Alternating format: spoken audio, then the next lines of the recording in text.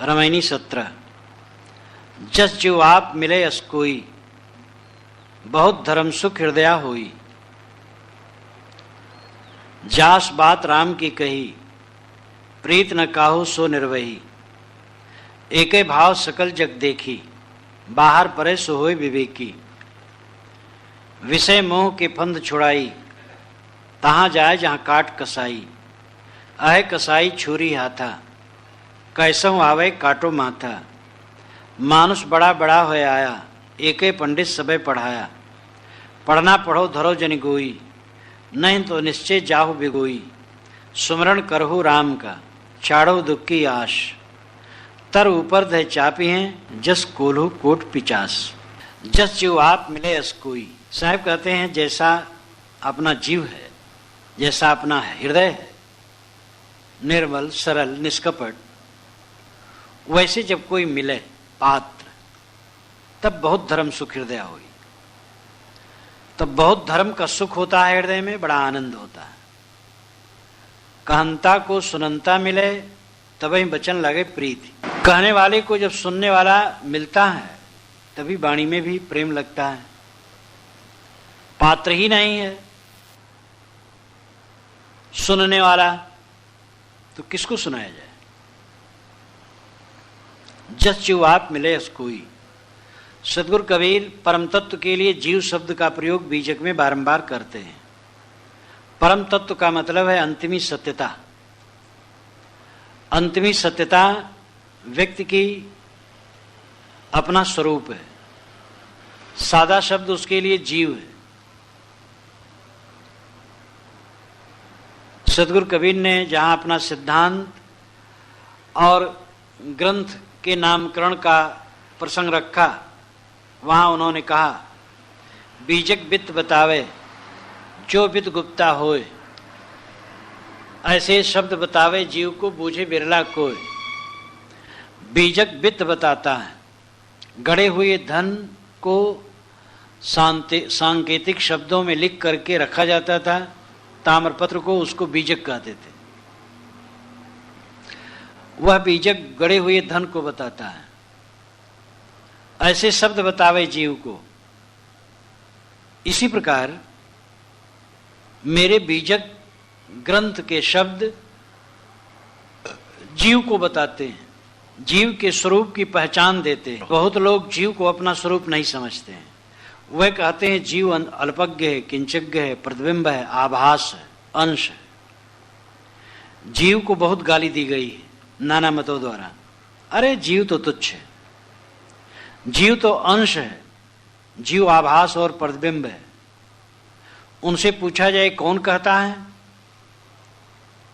जीव आभास है, प्रतिबिंब है, कहने वाला कौन है? तुम तो नहीं होगे। तुम कौन हो? जो कहने वाला है वही जीव है। अपने स्वरूप को भूल करके वो अपनी ही निंदा कर रहा है, अपने पैरों में कुल्हाड़ी मार रहा है। सदगुरु ने सादा शब्द जीव लिया और पूरे बीजक में जीव शब्द की काफी पुनरावृत्ति की। राम शब्द उस समय बहुत प्रचलित था, इसलिए साहब ने राम भी कहा और राम भी शब्द खोप लिया और जीव ही के लिए राम कहा। जस जीव आप मिले अस कोई। जैसे मेरा जीव सिद्धांत है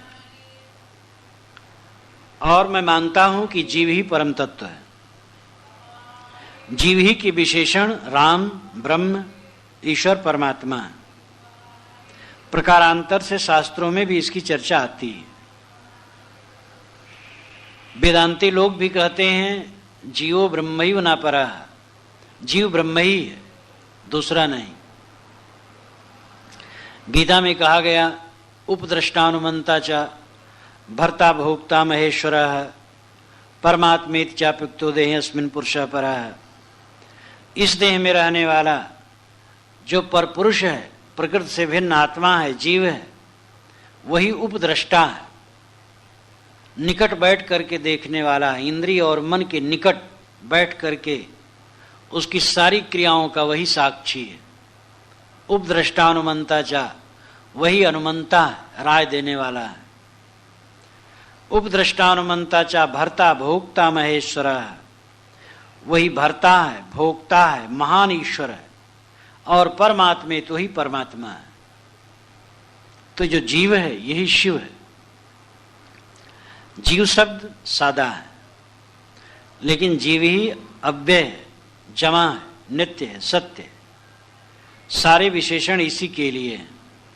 साहब कहते जैसा मेरा सिद्धांत है जीव का, कि जीव ही सत्य है, ये अपना आपा ही सत्य है। अगर इस प्रकार विवेक मार्गावलंबी कोई मिले तो बात कहने सुनने में आनंद आता है। बहुत धर्म सुख हृदय हुई तो हृदय में बड़ा धर्म का सुख होता है। अब कोई अटका हुआ है कल्पना में, बाहर भगवान खोज रहा है, उसको समझाओ, वो समझ ही नहीं पा रहा है। वो तो कहीं भगवान पाना चाहता है, अब भागा वो भटकते भटकते मर जाएगा, कहीं कुछ पाएगा नहीं। संसारी डूबे, वेशधारी भी डूबे। साधु वेशधारी मोटे मोटे दोष छूट गए और समझ लेते हैं बेड़ा पार हो गया, काम हो गया साधुता का। लेकिन अभी और मंजिल बाकी है। मोटे मोटे दोष छूट जाने से काम पूरा नहीं हुआ, सूक्ष्म वासनाओं की गांठ तोड़नी है। सारे अध्यासों को तोड़ करके स्वरूप स्थित का साम्राज्य लेने के लिए रुकना नहीं है, भूलना नहीं है। सूक्ष्म विषयासक्ति, मान बढ़ाई, पद प्रतिष्ठा, शिष्य शाखा, मठ मंदिर, ये सब में अगर मोह है तो ये सूक्ष्म आसक्ति है, ये भी स्वरूप स्थित नहीं होने दे सकती। साहब कहते एक ही भाव सकल जग देखी। सारे जगत में एक ही भाव देख रहा हूं, मोह माया। लेकिन बाहर परे तो होए विवेकी, बाहर परे से होए विवेकी। जो इससे बाहर परे बाहर जाए वो विवेकी होगा। मोह छोड़े, आसक्ति छोड़े, तब विवेकी। या एक भाव सकल जग देखी। सारे जगत में एक कहावत ज्यादातर धर्म में, अरे भैया सब एक है, सब ब्रह्म ही है। सब ब्रह्म है कि कुछ माया भी है। जड़ और चेतन का विवेक न होना ही तो अविद्या है। माटी भी ब्रह्म, पानी भी ब्रह्म, गोबर भी ब्रह्म, पाथर भी ब्रह्म, आत्मा भी ब्रह्म। ये कौन विवेक है? सब ब्रह्म कैसे है? सब आत्मा कैसे है? आत्मा अलग है, अनात्मा अलग है, माया अलग है, ब्रह्म अलग है। ब्रह्म यानी महान श्रेष्ठ, वो आत्म तत्व है, और जड़ पदार्थ अलग है। तो कहावत चल पड़ी है, सब एक है। साहब कहते बाहर परे सो होए विवेकी। इससे बाहर हटे हुए विवेकी होगा। जड़ विवेक का मतलब ही जड़ चेतन को अलग करना। विवेक का मतलब ही है निर्छीर निर्वार। एक में घोर देना तो अविवेक है। लोग अविवेक में डूबे रहते हैं। बाहर परे सो होए विवेकी। विवेक का लक्षण है बाहर होना, अलग हो जाना। श्री पूर्ण साहब ने त्रिज्या में कहा है, अपने आप को सबसे अलगाए लिया और पारख में स्थित हो गया। श्री पूर्ण साहब का दृष्टिकोण जो अर्थ करने का था वो परंपरा अनुसार था, लेकिन उनकी बुद्धि इतनी तीव्र थी, प्रतिभा कितने धनी थे, प्रखर वैराग्यवान थे, सर्वांग संपन्न महापुरुष थे। इस पंक्ति का उन्होंने क्या अर्थ किया, इस पर टिप्पणी करने की जरूरत नहीं है। उनका जो ओजस्वी और तेजस्वी भाव है पूरी त्रिज्या में, जो उनका वैराग्य और स्वरूप बोध तरंगायित है, अत्यंत प्रशंसनीय है। अपने आप को सबसे अलगा लो, परम सुख, परम शांति असंगता में। अब असंग तुम्हें होना पड़ेगा, मजबूर हो करके। देखते देखते सब छूट जाएगा, विवश होकर के चल दो। अकेला इस संसार में लोग आए हैं, अकेले जाएंगे। जीवत्स तात्पादेशु नूतने दार संग्रहे मातृभिश्चिंतमाना नाम ते ही नो दिवसागता। ये श्री राम ने कहा था कि उस समय पिताश्री जीवित थे और हम लोगों की शादी हुई थी और नई बधुएं घर में आई थी। मेरी माताएं हम लोगों के लिए शुभ कामना करती थी कि हमारे बच्चे सुख से कैसे रहें। वो दिन हमारे बीत गए जब उन्होंने ये श्लोक कहा है, जीवन के आखिर समय में कहा है, अपने जीवन के आखिर समय में। इस संसार में जो कुछ मिलता है बड़े बड़े लोगों का छूट जाता है, कुछ रहता नहीं। इसलिए समझदार वह है जो पहले से अपने मन को सबसे अलग करे, बाहर परे सो होए विवेकी। विषय मोह के फंद छुड़ाई, तहां जाए जहां काट कसाई। कुछ होते हैं ऐसे साधक जो विषय के मोह का फंदा छुड़ा करके संसार से भाग निकलते हैं, लेकिन वह ऐसे गुरु के पास पहुंचते हैं जहां वे फिर बंधन में फंस जाते हैं। तहां जाए जहां काट कसाई, जहां कसाई उनका गला काट देता है। अहे कसाई छुरी हाथा, कसाई के हाथ में छुरी है और यही सोचता कैसे आवे काटो माथा, कैसे कोई आवे मैं उसका मस्तक काट लूं। गुरुओं के लिए कसाई कहना बहुत कठोर है, लेकिन साहब का मन कितना क्षुब्ध हुआ होगा तब ऐसा उन्होंने कहा होगा। ऐसे गुरु आज भी हैं जो लोगों को भटकाते हैं। कुटिल विचार उनका पहले से रहता है। जो गुरुजन बोधवान नहीं है वे स्वयं समझते नहीं हैं, और जो समझते हैं वो सत मानते हैं, वे निर्दोष हैं, क्योंकि वह छली नहीं है। बचना तो वहां भी है, लेकिन ऐसे भी गुरु संसार में रहे और आज भी हैं जो कुटिल हैं। उनका जंजाल है लोगों को फंसाने के लिए, लोगों को फंसाते हैं और वे अपना उल्लू सीधा करते हैं। स्वरूप विवेक जहां मिट जाए वहां अपना गला कट जाना है। तुम तुच्छ हो, तुम अंश हो, तुम प्रतिबिंब हो, तुम आभास हो, तुम कर ही क्या सकते हो। इस प्रकार के भाव जहां हैं वहां पतन के सिवा और क्या। जहां पर ऐसे उपदेश हैं कि जीव में कल्याण करने का बल नहीं है,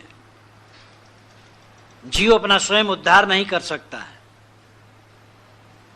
ये अंश है, प्रतिबिंब है, जो कुछ करेगा ऊपर वाला ही करेगा। ऐसी जगह पर मनुष्य का विवेक मिट जाता है, मानो उसका बध हो जाता है। किसी के मन में बैठा दो तुम जन्म से नीच हो, ये कितनी बड़ी हत्या है। तलवार से किसी का गला काट देना पाप है, और किसी के मन में यह बैठा देना कि तुम जन्म से नीच हो क्योंकि इस जात में पैदा हुए हो, ये कितना कसाई का काम है। तलवार से किसी गला काटे वही कसाई नहीं, छुरी से किसी गला काटे वही कसाई नहीं। जो बुद्धि का शोषण है महाकसाईपन है।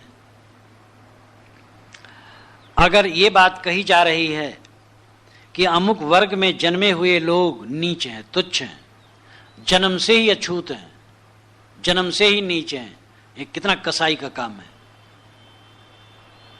कौन नीचे कौन ऊंचे। ऐसे गुरुजन हैं कि जो बताते हैं कि तुम नीच हो, तुम जन्म से ही नीच हो। साहब कहते कसाईपन है, महापाप है, मानव मात्र समान है मूल रूप में। जो जितना आगे बढ़े उतना विकसित होगा,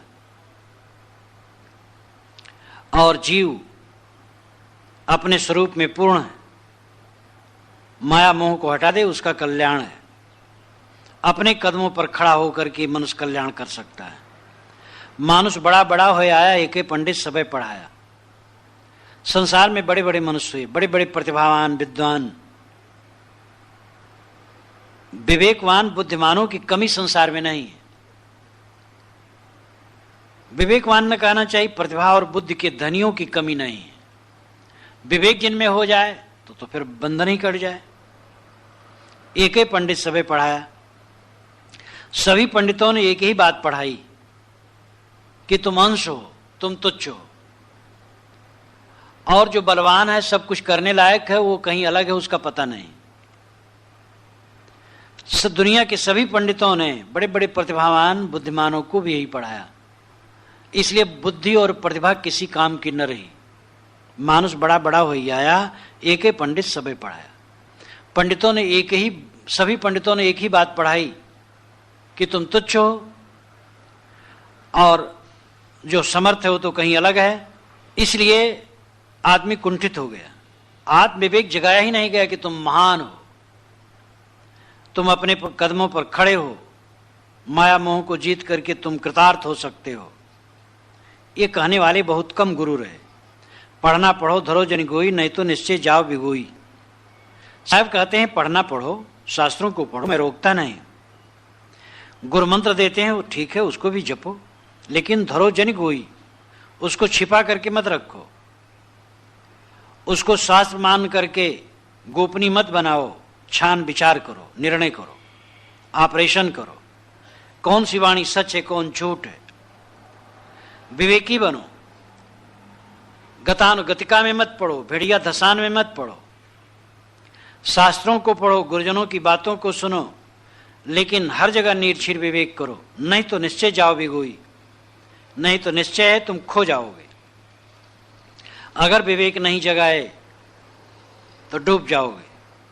सुमिरण करहु राम का, छाड़हु दुख की आश, तर ऊपर दे चापी हैं जस कोल्हू कोट पिचास। पिचास यहां अपभ्रंश है, शुद्ध शब्द है 50।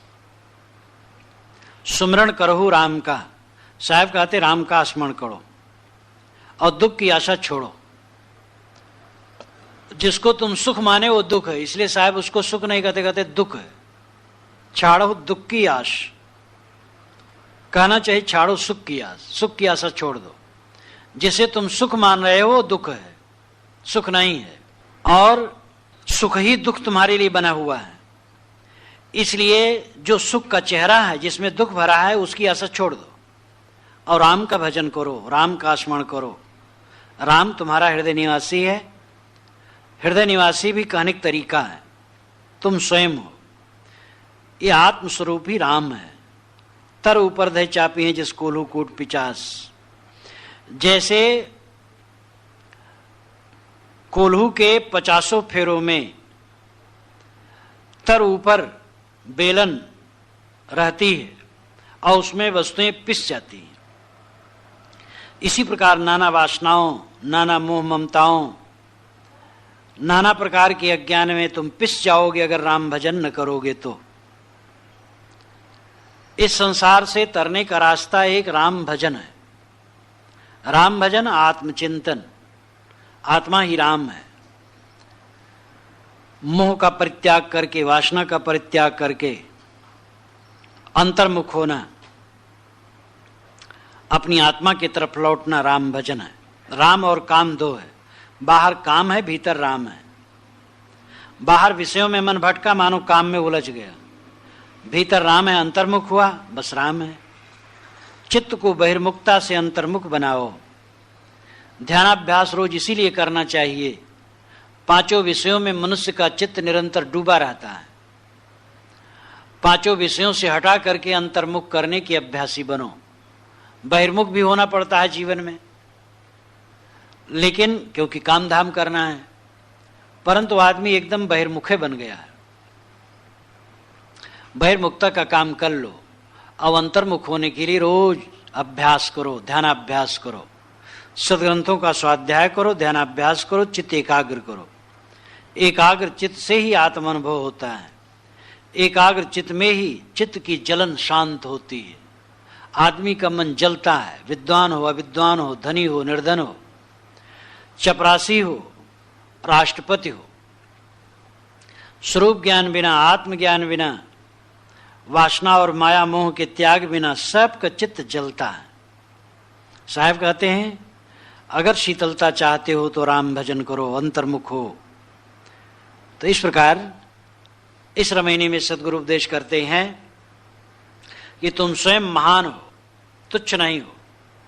अपने राम स्वरूप को समझो, बाहर से लौटो और अंतर्मुख उन्मुख हो।